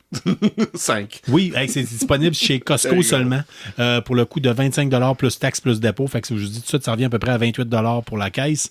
Vous pouvez dire quand même c'est pas donné, mais si vous achetez des liqueurs Jones à l'unité, on parle quand même d'à peu près 3-4$ la bouteille. Donc, c'est moins cher. Donc, ça a bien de l'allure, puis c'est le fun. Je veux dire, c'est juste pour le débouche-bouteille. Si, je le dis souvent à chaque fois, si vous êtes un joueur de Fallout, Wasteland ou Warfare, ça vient, les bouchons, vous les gardez. C'est pas pire parce que ça sert de compteur dans le jeu, puis ça se vend hors de prix sur Amazon. Ah, c'est vrai. Ouais. Fait que ça fait pas mal le tour du côté coma diabétique de la semaine. Fait qu'on va tomber sur, Patrick, t'as écouté la saison 3 de Resident Alien? Non, je l'ai pas écouté encore. C'est annoncé, ça s'en vient. Sur Netflix. Ouais. Mais elle a déjà... Elle est déjà sortie. Elle était sur Crave. Ouais. Ouais. Mais là, sur Netflix, vous n'avez pas besoin d'aller prendre l'abonnement gros prix chez Crave. Là. Ouais. Ça s'en vient bientôt. Je pense que c'est à la fin du mois. Enfin. Parce qu'il y avait juste les 2 premières saisons, puis mon père, il a trip dessus, puis il dit, regarde, c'est rien que les 2 premières saisons, là, je fais quoi? Attends, ça s'en vient, n'inquiète pas, là. Et c'est un show que vous devez regarder, because this is bullshit! Moi, j'ai commencé à l'écouter, mais je dois t'avouer franchement, à travers toutes les autres choses qu'il faut écouter, j'ai un peu mis ça à la glace, fait que... Non, ça vaut la peine en amont. Ouais. Oui, c'est assez surprenant. C'est une série qui build sur elle-même. Là. Ça avance tranquillement, mais c'est vraiment un univers connecté entre tous les personnages. Ouais. Puis c'est tranquillement pas vite, c'est comme une boule de neige. Là. Tant qu'à vous faire une nouvelle, la semaine dernière, en fait, cette semaine, j'ai mis une image. Je disais, si on a l'occasion de pouvoir faire la critique de la prochaine saison de X-Men 97. Oui, c'est ça. Entre-temps, cette époque-là où c'est j'ai soulevé la question, j'ai reçu un courriel qui disait voulez-vous en faire la pré-critique? Ouais. J'ai donné le nom de KBSF, fait qu'il y a des bonnes chances. Fait que moi, je suis en train d'écouter X-Men 97. La première saison. La première saison, okay, ouais, parce que pour essayer de me rattraper. Puis, écoutez, j'ai soumis la candidature. Reste à savoir si on va avoir l'occasion d'en faire la... Ça serait le fun. Ouais. Ça serait le fun. Ouais. En tout cas, vous avez réagi fortement. Il y a plusieurs auditeurs qui trippent X-Men. La première saison, j'ai trippé. La première saison, j'ai tombé dans l'enfance. Pas nécessairement l'enfance, oui. Mais jeune adulte. Très, très cartoon, bol de céréales samedi matin. Là, oui, on va se le dire. C'est bien fait, mais côté maturité qui embarque aussi. Ouais, là, plus ça avance, là, c'est... Oui. Ça a été fait pour nous autres, là, on va se le dire. Là, oui, c'est fait de monde qui a regardé en 94, là, qui est rendu 50 ans. C'est fait vraiment pour nous autres. On est vraiment le public cible. En fait, même, je pense plus jeune, quand j'écoute la gang de G pour Geek, comment est-ce qu'ils trippent sur, ou des plus jeunes un peu que nous autres. Oui, mais c'est une référence. La série animation des années 90, c'était une référence pour toutes les comic books, soit du DC ou du Marvel. Là. Ces années-là, côté animation, là, c'est une référence. Là. C'est vraiment une porte d'entrée pour plusieurs générations. Cool. Fait que sachez qu'on va probablement vous en parler. De toute façon, soit on a l'occasion de le voir avant le temps, ou soit on va suivre le bandwagon, bon, on va l'écouter en même temps que vous autres. Mais on va parler, c'est sûr. Encore une fois, si on l'a avant le temps, sachez qu'on vous fera pas ça avec spoiler. Non, c'est sûr, on va aller à l'embargo, tout ça, à respecter. Là. Oui, c'est déjà écrit dans le message, là. Mais de toute façon, c'est pas notre genre à faire ça. Fait qu'on essaie de faire en sorte que vous appréciez la série autant que nous lors de notre première écoute. Là, tu as commencé le 97. À ton premier feeling à date. Nous autres, on a déjà écouté. Tu avais aussi dit quelque chose des spoilers, ça n'existe pas. Là, oui, ça fait un bout. Là, mais à date, j'ai juste écouté, je pense, 3 épisodes. OK, c'est bon. J'avais pas écouté l'autre série d'avant. Je l'avais commencé, mais ma fille l'a plus écouté que moi. Fait que je dois t'avouer que je suis un peu perdu dans le lore. Je vais pogner le dessus, là, éventuellement. Bon, si tu connais un peu le lore de X-Men en général, tu dois être capable de facilement assimiler ce qui se passe. Là, mais là, on s'entend-tu qu'il y en a du lore des X-Men? Oui, mais c'est parce que les histoires dans cette série-là, ou même celle-là de l'animation de 94, excuse-moi, c'est directement de les comic books. Là. C'est carrément les gros lore des comic books. So, si tu connais les lore des comic books, tu vas être capable de sortir. Good. Fait qu'on va vous en revenir là-dessus. Cette semaine est sorti le trailer pour la saison 3 de Silo. Moi, j'ai vu ça. Oui. Puis j'étais là, OK, il faut que je partage ça parce que je faut que quelqu'un me convainque pour embarquer parce que j'ai pas vu saison 1, saison 2. So, moi, j'étais tout out à soir. Oh, les gars vont me parler parce que je sais vous autres à regarder. Ouais, c'est ça. Mais là, personne n'a regardé le trailer. En fait, on l'a regardé tantôt. Pat a écouté une partie. Moi, je l'ai écouté. Oui. Silo, si j'ai besoin de te le vendre, là, ça serait pas dur de te le vendre, honnêtement. Ouais. On parle d'une série beaucoup plus mature, beaucoup plus dark. C'est une excellente série de science-fiction. Oui. C'est bien fait. L'actrice, c'est pas une actrice qui est connue, qu'on est tanné de voir. On l'a pas vu souvent. Ça fait un job. Tim Robbins là-dedans, excellent dans le rôle de... Époustouflant. Ouais. Tim Robbins, Oui. oui, OK. Ah ouais, Ouh. il est vraiment magnifique. Oui, Oh, vraiment. wow, OK. Puis il y a un grand rappeur de Common, je pense qu'il Ah s'appelle. oui, quand même, oui. Qui fait vraiment la job aussi. Il y a une culture là-dedans que tu n'es pas habitué de voir ailleurs. C'est différent, mais en même temps, si tu as aimé Fallout, mais imagine si Fallout, il n'y avait pas de joke, puis c'est juste mature. Ça veut dire du monde qui promène le désert. Non, du monde dans la voûte. OK, dans la voûte, OK. C'est plus concentré sur le style voûte, OK, c'est bon. C'est ça. Dans le fond, des dwellers, là. dans Ouais, Fallout. en tout cas. Oh! Ouais, c'est ça. Oh, C'est ça. c'est intéressant, ça. OK. C'est ça. Mais ça dit, c'est C'est tout. comparé, en exemple, dans cette même lignée-là, Colin, la série que j'ai pas aimée sur Disney+, là, Paradise. Paradise, c'est ça. Paradise, Ouais. Silo. Paradise, c'est plus concret. Ben, pas concret, mais contemporain. OK. C'est comme si demain matin, il arrivait de quoi de grave puis que le gouvernement avait déjà fait un abri, OK? OK, c'est bon. Tandis que Silo, on le sait pas trop. Tout est dans le mystère. Tout est... Tu sais, Ça le dit direct au départ. On Ouais. ne sait pas qui a construit les silos et pourquoi. on sait pas pourquoi on est là. On sait pas. Tu sais, ça s'est comme perdu à travers le temps. OK. Pense quasiment à Durant la deuxième saison, tu te rends compte que c'est là. C'est depuis peut-être un méchant peu comme bout. Snowpiercer, peut-être, dans la train. Ça fait longtemps. Ouais, Tout le monde est là, vrai. puis là, c'est comme toute divisé en classes. Là. Ouais, mais Snowpiercer, il y a encore du monde qui se rappelle quand le train avait pas encore parti. Là, on parle de des centaines d'années. Puis Ouais. c'est aussi que. Mais dans le sens t'as de- différentes classes, mais c'est à des niveaux différents. Puis tu peux te promener d'un à l'autre, mais en même temps, il n'y a pas d'ascenseur. OK, ouais. Mais quand je parle de Snowpiercer, dans le sens que, oui, il se souvient, dans Snowpiercer, il se souvient où le train commençait, mais il ne se souvenait plus qu'est-ce que la vie était avant le train. Exemple, la vie normale Ouais, qu'on ouais. connaît aujourd'hui. Là. Silo, c'est comme un peu ça. Oui. Le- Ils savent même pas. Il n'y a jamais personne qui a vu. Il y a personne La dans le surface. silo qui a vu la surface. OK, ouais. Personne.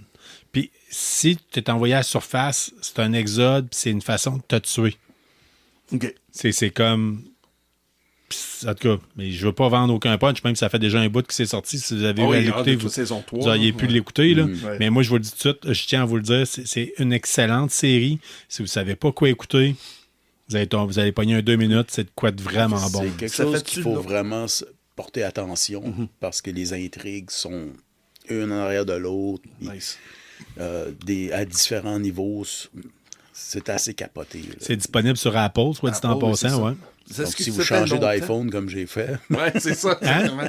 si vous changez d'iPhone comme j'ai fait, Ouais. j'avais un mois Un de mois ça, gratuit, là. Ouais. j'ai regardé Silo 1 et 2. Ouais, c'est Mais peut-être- je pense que tu as un mois gratuit. Peu importe, quand ça fait trop longtemps, je pense que tu peux aller chercher un mois Ben, gratuit. on va attendre, puis Entre les saisons 2 et 3, ça fait-tu longtemps que c'est sorti? Non, Ah, j'ai- à peu près, il doit faire à peu près un an. Ah oui, c'est seulement et demi. un an? Ouais. OK, seulement un an, OK. Colin, ça veut dire que c'est sorti assez vite. Mais tu sais, Apple sort pas tant de stock. Fait que tu sais, c'est quand même un de leurs gros noms. Là. C'est une très, très bonne série. C'est de la sauce qui est sortait plus là, mais en t'as fait ça avec DVD ou Silo. Blu-ray, peu importe, dans un coffret, j'irais le chercher tout de suite. Là, c'est... À ce point-là, ah ouais. Ah ouais. Donc c'est quelque chose pour mettre dans ton bibliothèque. Là. Ouais. OK. Ben, c'est certain que Vidéothèque. maintenant, avec les streamings, on s'en fout. Là, tout le monde va avoir ça. Ouais, en mais ligne. c'est pas moi avec streaming, ça peut disparaître. Mais C'est triste. hein. comme dans le bon vieux temps, quand ça sortait en DVD, ben oui, je me serais garoché ramasser Ok. le package. Ouais, au ça, complet. c'est ça. C'est That's vraiment nice. bon. OK, ça, c'est bon, je vais garder un œil ouvert pour Puis des... toi qui aimes ça, quand le monde te traite pas comme un innocent, Yes. je m'excuse, j'ai dû faire ça 10 fois aujourd'hui, mais Dude, can I beat your brother? just a little bit. Just a little bit. To an inch of my Vous death. êtes des adultes, faites ce que vous voulez entre vous autres. C'est Ben ça. non, mais n'empêche, tu sais comment Oui, tu es tout en train là-dessus, je comprends Oui. très bien ce que tu veux dire, Oui. mais non, c'est assez songé, là. Oh, c'est bien, ça. Quelque chose qui est bien écrit, qui nous laisse à notre fin là, pour savoir plus. Là, ça, j'adore ça. Fait que C'est le bon. nouveau trailer est disponible sur les YouTube. Vous allez avoir accès à ça. Et je dois avouer que je suis perplexe. J'ai hâte de voir suite à l'avoir vu, mais je lui Mais fais entièrement confiance parce qu'ils ils m'ont jamais déçu. OK, c'est bon. Fait que je tiens à le dire, ils m'ont jamais déçu. Puis c'est Même en voyant le trailer, t'es pas dessus. T'as peut-être des craintes, de poser des questions, peut-être. whatever, mais ça enlève pas le goût de regarder. Je me dis, eux autres, ils prennent le temps de mettre des écrivains derrière qui a de l'allure. C'est pas écrit par 12 singes avec 12 machines à écrire sur 12 ans. Tu comprends? Là? C'est pas un scénario écrit avec des crayons de cire. C'est bien fait, c'est le fun, c'est différent. Fait que non, regarde. C'est sûr, je vais lui donner sa chance puis je vais l'essayer. Cool. Oh, ça me donne le goût. Fait que, autre chose, Sean, tu viens nous parler que c'est une grosse année pour Stargate. Eh bien oui, parce qu'on a déjà annoncé au début, bon, pas loin au début de l'année, je me souviens pas exactement quel mois, là, mais Amazon a annoncé, c'est eux autres qui ont les doigts de Stargate, puis on va relancer la série. Il y a plusieurs séries qui sont sorties, là, comme il y avait Atlantis, puis whatever else. Ben, notre ami Gab Smith de G pour Guy qui en parle souvent, c'est une de ses séries préférées, puis il disait, tu sais, je pense que c'est 9 saisons de 24 épisodes. Oui, là. quelque chose de même, là, mais c'est des fois plus. Là. Sur lui, il était hype avec les nouvelles que Stargate s'en vient, Amazon prend le contrôle, puis regarde, ils vont sortir quelque chose de nouveau. Cette semaine, Amazon a dit non, on annule tout. Ah, ouais? Ouais. Fini. On s'aime que ça. Il y avait... Aïe. Oui, de même. Pas de raison. On dit, garde, non, on avance pas avec ça. C'est fini. Comme on dit en latin, one animal triste post coitum. Tous les animaux sont tristes après le coït. Ça vient de...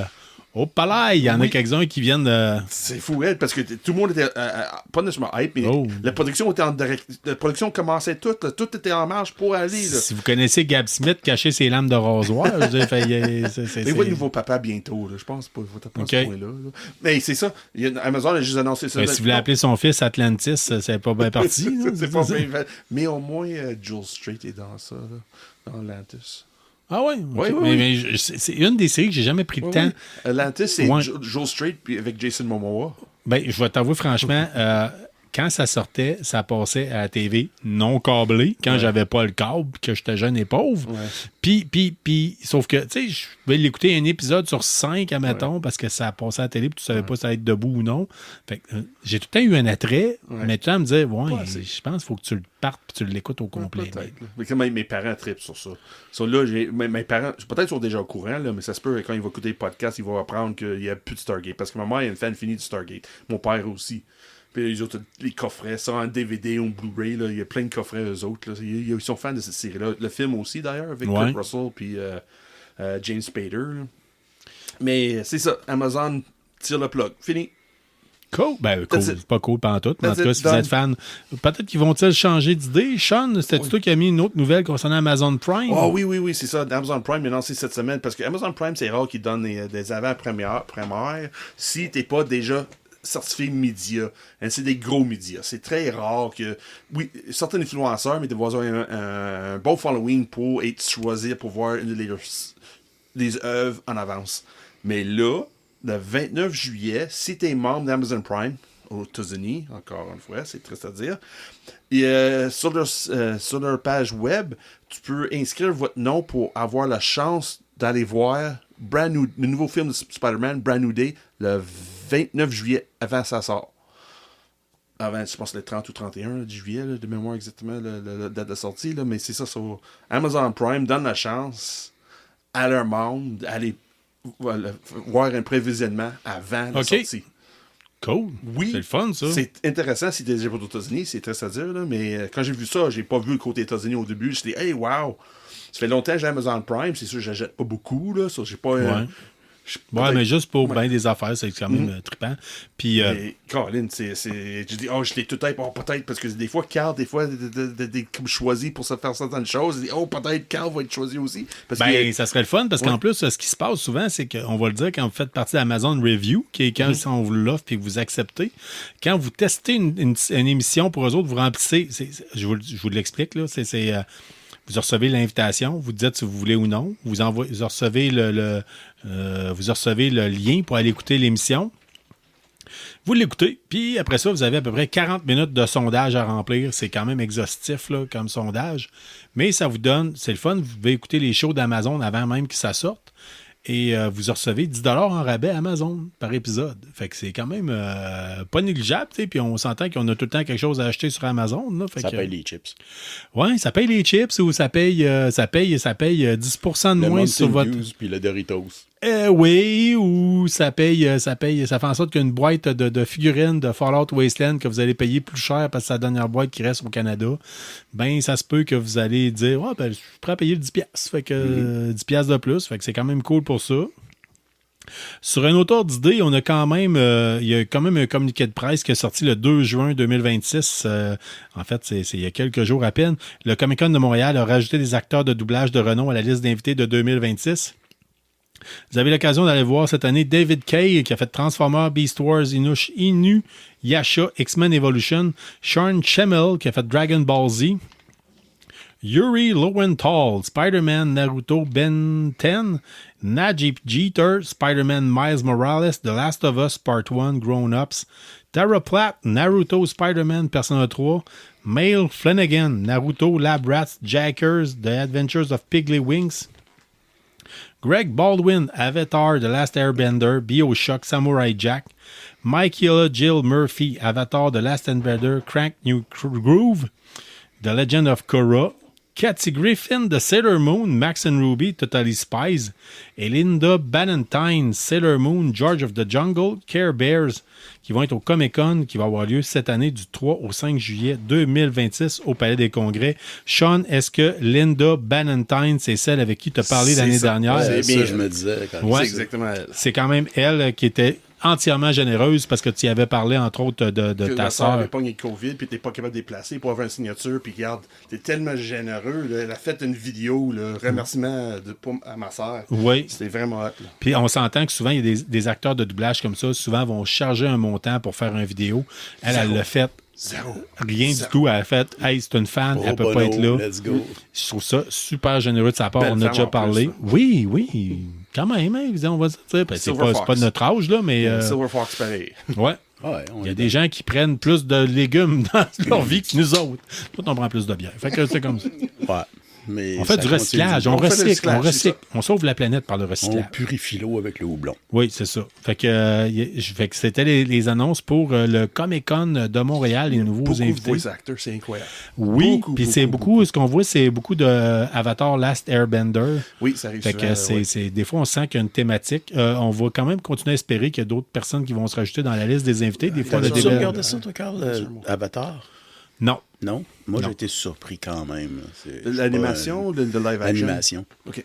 Le live action, il n'y a vraiment pas une bonne cote. Là. C'est souvent les fans souvent détestent. Déjà, le film, c'était mauvais, là, ça je sais, mais même la série animation... La série d'animation, c'était vraiment quelque chose. La série live action? Okay. Ben, au début, il y avait du monde qui a peut-être dit, les Américains vont faire un animé, là, on va voir, mais ça a été très bien coté. Qui a fait l'animé de Last Airbender? Ouais, c'est pas John Who, quelque chose de genre. Non, c'est un gros Je parle de la télésérie. OK. Ron Jeremy? Non, télésérie, pas live action, mais l'animation. Là. C'est Dave Filoni. Lui est derrière le gros génie derrière Star Wars dernièrement. OK. C'est pour ça que c'était bon. Si tu regardes The Clone Wars, là, tu vas savoir. J'ai dit ça de même. Cool. Les boys, j'ai le goût de vous proposer une dernière courte pause avant qu'on vienne avec le dernier segment, qu'on va parler davantage de comic book. Puis on va vous revenir avec ça tout de suite. À KBSF, on prend les comic books américains au sérieux. Un seul magasin comme nos attentes et ce depuis 1984. Situé au cœur de la ville de Québec, la librairie Premier Issu et ses conseillers vous guideront pour vos achats. Que vous recherchiez le comic book ou vous voulez être à jour dans la BD anglophone, Premier Issu, c'est votre référence dans le domaine dans la ville de Québec. De retour avec vous autres pour parler entre autres de comic book. Hey! Sean, veux-tu commencer en premier? Tu nous parles-tu de Transformers? Oui, c'est ça. La semaine passée, j'avais comme glissé un mot un peu. J'avais parlé de BD assez impressionnants que je trouve dernièrement. Là, c'est fourette. Mais j'avais comme glissé un mot que cette semaine, je vais avoir un nouveau vieux Transformer. Dans le fond, on célèbre le 40e de la film Transformers, qui est sorti en 86, excuse-moi. Ouais. Là, ils ont ressorti, ils ont fait une réimpression de les comic books. Puis ça vaut-tu la peine? God. Si t'es une fan des années, des comic books des années 80, là, avec des couleurs fuckées, une couleur mauve qui fait pas de sens, oui, c'est basé sur le film, mais en même temps, c'est pas le film. C'est meilleur dans un certain sens, que ça explique plus de choses. C'est vraiment... On voit que dans ces années-là, être fidèle à, exemple, parce que c'est connecté avec le film, d'être fidèle avec le film, c'était pas rapport. Tu peux inventer des choses, ajouter des choses, puis ils n'avaient aucun problème. Ben, on va se dire, à l'époque, Transformers puis G.I. Joe, c'était fait pour vendre des jouets. Là, oui, c'est ça. Le film prend une direction, le comic book prend plus ou moins la même direction, mais les explications dans le comic book vont plus en profondeur que ce que le film démontre. Puis là, c'est plus ou moins la même histoire. Mais j'ai plus de fun à lire le comic book que regarder le film. Oui, côté nostalgie, j'ai apprécié beaucoup le film. C'est un film que je regarde une fois par année. Mais le comic book, je me souviens de voir ça dans le magasin. Mais à cause, dans le film, il y avait le décès d'Optimus Prime, surtout dans cette région ici à Québec, là, c'était enlevé de tablette assez vite parce que ça pognait pas au cinéma. So, ils ont enlevé ça sur tablette. Ils n'ont pas sorti de numéro 1. On pouvait l'avoir accès en VHS dans les clubs vidéo. Oui, c'est ça. Mais le comic book, non. Ouais. Aux États-Unis ou peut-être dans le Canada anglais, peut-être était encore disponible, mais à Québec, peut-être au Québec était encore disponible. C'était Héritage et des éditions non, Héritage. Non, je parle environ anglais. Okay. Parce que moi, soit à Verbalaire ou dans le fond, tout le village autour de la base militaire, tu avais toujours une place qui vendait la copie anglais. Mais, parce que le film était tellement une bombe, parce que Optimus Prime était tué, que t'es pas de succès, ils ont enlevé les comic books sur le marché. Ouais, ils ont vraiment sorti le numéro 2 ici à Québec. Là. Je me souviens pas jamais, parce que je me suis d'avoir acheté le numéro 1, puis j'ai jamais vu le numéro 2 après. Okay. Nulle part. So, là, quand j'ai décidé de ramasser ça cette semaine, j'ai fait mon précommande il y a 2 mois de ça. J'ai dit, hey Colin, c'est sûr, je vais prendre ça. Puis là, c'est-tu le facsimilé avec les vieilles publicités puis tout, là? Tout, ça. Mais c'est ça, je dis. Mais il ajoute un petit quelque chose qu'on n'a pas aujourd'hui, mais en même temps, c'est pas la même chose que le film. C'est ça que moi je trouve bizarre. C'est supposé être basé sur le film, mais c'est pas le film. Mais c'est le film en même temps. C'est-tu fait pour tous les fans de Transformers? Si t'es une fan de Transformers des années 80, oui. De première génération. Mais si t'es un fan juste de la nouvelle version de Kirkman? Non. Okay. Vraiment pas. C'est la nouvelle. Moi, I don't dig Transformers. Je suis pas un gars de Transformers, moi. Là. Je veux dire, j'étais un gars de G.I. Joe. Ouais. Mais j'avoue que présentement, avec les Energon Universe, j'aime la twist entre les deux. Oui. Mais honnêtement, si j'étais capable d'avoir juste du G.I. Joe, je verserais plus vers juste le G.I. Joe. G.I. Joe qui sort on est chanceux de ce côté-là. Ouais. Et puis l'autre chose, je suis très hâte de voir, c'est sur Transformers, c'est bien fun, c'est 100% de nostalgie, puis c'est uniquement à moi. C'est uniquement à moi que je comprends les folies de ce côté-là. Mais semaine prochaine, c'est Absolute Catwoman qui sort. C'est le monde qui suit dans l'univers de Absolute Batman. Oui. Tout ça, t'as Catwoman qui sort. Puis elle a fait une apparition, je pense, dans 1 ou 2 issues, puis c'était fini après ça. Mais elle était tellement imposant dans cette série-là. Ils vont décider de donner une mini-série. Puis semaine prochaine, ça sort. Ben, les Absolutes, on s'entend, ça semble être une pierre tournante dans le domaine du comic book présentement si vous êtes un fan de DC, parce que il y a peu de gens qui parlent vraiment directement de l'actualité comic book, comme toi tu le fais, ou les injustes du Saguenay le font. Oui. Puis eux autres, ils ont parlé l'autre jour d'Absolute Flash. Toi, tu as parlé d'Absolute Manhunter, Martian Manhunter. Oui. Puis là, tu nous disais avec, c'est ça, Absolute Catwoman. Catwoman qui va sortir semaine prochaine. C'est des mini-séries de 6. Et c'est bien fun, ça va être une mini-série. Ça, j'ai hâte, mais j'ai hâte. Où ça va apporter, là? Parce que dans cet univers-là, on sait jamais.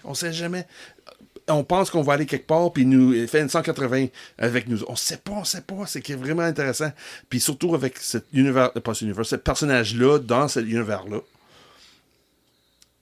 il va apporter quoi de nouveau? C'est écrit par Jay Grayson, puis Scott Snyder. Ça va être intéressant de quelle direction on va aller avec elle. C'est du Selena Kyle 100%. Ça, je sais. C'est du Catwoman, oui, probablement. Mais quelle direction qu'on va aller avec elle? Est-ce qu'ils vont garder la même lignée que c'était ami de Batman? C'est un amour de Batman, Bruce Wayne? Puis, on sait pas. C'est ça de beauté avec ces séries-là. On sait pas. D'habitude, quand tu vois Catwoman, on sait exactement quoi attendre. Comme exemple, tu vois Harley Quinn, on sait exactement quoi attendre. Même chose sur Superman, Spider-Man ou Thor, on sait exactement quoi attendre. Mais dans cet univers d'Absolute, on sait pas quoi attendre. Ouais, c'est ça, ça sort totalement champ gauche, essaie de quoi être totalement différent. Mais ça se peut, ça va être une histoire de base. C'est possible. Mais ça se peut, ça va être quelque chose, comme tu dis, il vient de champ gauche. On ne sait pas. C'est le pas savoir est peut-être autant attirant que la qualité de l'ouvrage qu'il va nous donner. Ça, moi, j'ai tellement hâte.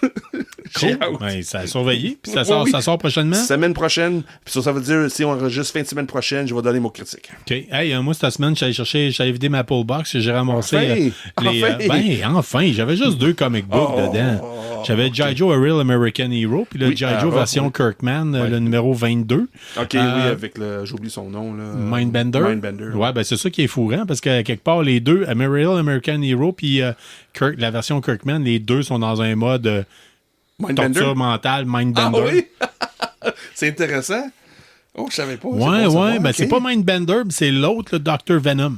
Oh, c'est Dr. Venom dans Ara. Dans Ara, mais c'est quand même intéressant de voir ça aller. En tout cas, j'ai du fun pareil à lire les deux. Oui, c'est pas mêlant. Présentement, non, parce que okay. c'est totalement... Ben, le style graphique est totalement différent. Oui, c'est vrai. Puis le style d'histoire est totalement un autre niveau. Ouais. Il n'y a pas de Transformer dans Real American Hero. Ouais. Il n'y a pas d'Energon, il n'y a pas rien de ça. C'est un côté comme plus militaire, c'est plus soldat, chasse aux terroristes. Ouais. Moi, j'aime bien Ara, honnêtement. J'aime beaucoup la version de Kirkman, mais j'aime beaucoup le genre. Honnêtement, Ara, je pense que c'est un secret bien gardé que les gens... On est quand même rendu au numéro 328, là. Oui, mais ça fait... Depuis 84, ça dure. Oui, c'est ça. mais là... C'est la série la plus longue. Mais l'histoire est full poussée avec des billes. C'est comme... Mais est-ce que c'est encore écrit Larry Hama? Je pourrais pas te dire. Oui, encore Hama okay, sur sa couverture. Oui, c'est Hama Fait encore. Que, c'est bon. C'est cool. Puis j'aime son style. Je pense qu'il s'est développé au fur et à mesure des années. Avec son manière qu'il écrit. Ben, c'est sûr. Lui, il a fait, je pense, les premières 6 ans, je pense. 4 ou 6 ans, je ne sais pas exactement. Puis lui, il était comme mis dehors. Non, même pas. Anyway, à un moment donné, il était mis dehors pour l'écriture. Même le dessin, pendant, je pense, X nombre de temps. Ça faisait longtemps que lui a les pas bruits de écrit, chaise là. qui craquent, là, je te tends la copie. Parce que quand c'était... Parce que c'est pas toujours Marvel qui avait le doigt pour G.I. Joe. T'avais Marvel, qui avait le début, comment créer G.I. Joe, là, pour les 3.5 inch figurines. Ouais. C'était tout créé avec Larry Hama. Larry Hama était mis dehors sur le titre. Marvel a décidé de laisser aller les doigts. Après ça, ça tombait de mémoire, c'est IDW. Puis c'était pas fun. Mais, pas tout à fun. Là. Il y a eu des bons bouts, là, pareil. Oui, mais c'était comme un montagne grosse. Mais là, Skybound a tout acheté. Oui. Ils ont dit, regarde, Larry Hama, là, regarde, tu viens, c'est beau de créer avec IDW, viens-t'en avec nous autres, puis on va continuer, puis on va te laisser aller. Ouais. Puis la manière dont tu me décris ça, là, il fait bien ça. Oui, puis c'est typique à son vieux buzz avec Springfield, des États-Unis, la ville des terroristes, puis le kit, c'est capoté. Là. Mais j'aime bien ça. Qu'est-ce que tu viens de voir? Avec le lance-roquette qui perd de moitié la tête. Oui. Ah oui, c'est Chunky, là. Ouais, mais ça, c'est un robot. C'est ça l'affaire. Oui, je sais, mais pas grave. Je vois la première page, c'est ça, je vois.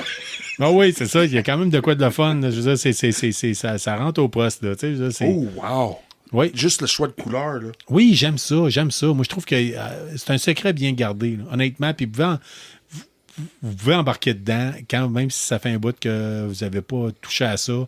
Vous allez... un petit preview de masque à la fin. Oui, ben, de ce temps-ci, ils le mettent dans tout. Là. Oui. Fait que je pense qu'ils vont vous l'enfoncer dans la gorge de façon assez expéditive. Ouais. Fait que... oh, wow! C'est beau, celle-là, car c'est l'envers. Ouais, c'est tout le temps de même. C'est ça. C'est cool. Toujours les mêmes choix de couleurs à chaque genre, ouais. Okay. C'est tout le temps cette qualité-là, puis ce style de dessin-là. Puis, Francisco Segala. Ouais, j'aime vraiment ce qu'il fait. Par contre, je vais vous... L'autre jour, j'ai acheté un comic book, ça faisait longtemps que je cherchais, j'ai trouvé une copie usagée.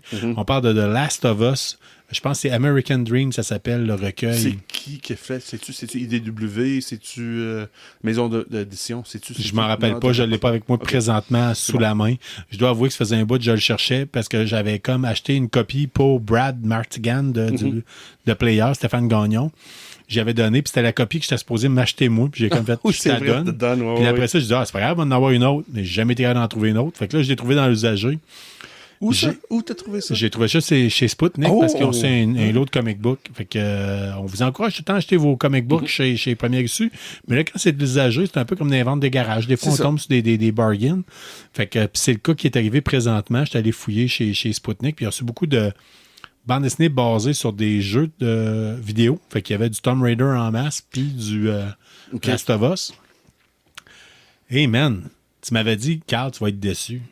Puis je vais t'avouer, j'ai pas trippé. J'ai pas trippé. Là. Merci. Je vais le donner à quelqu'un qui trippe Last of Us. Là. Ça a l'air qu'il y a un podcasteur de Québec qui vit dans le bois présentement. Qui aime ça? Ah oui. Paraît-il qu'il aime bien ça. Oh, supposément, c'est une compétition. Je l'aime-tu plus que Brad?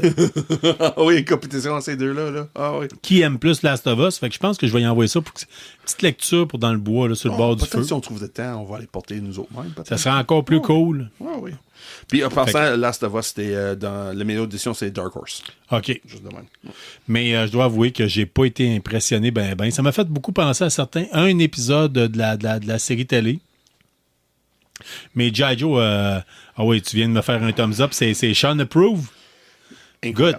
Moi, là... Hey, la gang, sur ça, j'aurais tendance à dire que ça termine pas mal l'épisode numéro 234 du balado KBSF. On espère que vous avez apprécié. Si c'est le cas, n'hésitez pas à partager. De toute façon, vous savez, on va vous mettre le message de la fin. Mais l'important là-dedans, c'est qu'on vous demande de rester geek. Puis n'hésitez pas à nous écrire. Hein? Peut-être que vous allez faire comme Kevin Tremblay. Peut-être que vous avez avec quelque chose qui vous intéresse puis vous avez goût qu'on en parle. Ça va nous faire plaisir de Comme M. Marco de Névo Caché, mais il veut que je parle de Mr. Freeze. Oui. On va voir. Ben oui, pourquoi pas. Fait qu'on va vous laisser là-dessus puis on se dit à la semaine prochaine. Bye. Merci d'avoir été des nôtres pour cet épisode de KBSF. On espère que vous avez apprécié. Si c'est le cas, abonnez-vous, écrivez-nous un avis sur votre plateforme de balado-diffusion préférée ou parlez-en à un ami. N'hésitez pas à nous suggérer des sujets de discussion ou nous faire part de vos idées et des événements que vous organisez. N'oubliez pas notre page Facebook pour gagner des prix en répondant à nos questions de la semaine. On en profite d'ailleurs pour remercier Infini-Jeux et la librairie Première Issue pour tout leur support et leurs encouragements. On vous encourage en retour d'acheter vos comics et jeux de table chez eux. Merci surtout à vous, les auditeurs, sans qui ce balado ne serait pas le même. Restez qui vous êtes, mais surtout restez geek et on se revoit dans un autre épisode.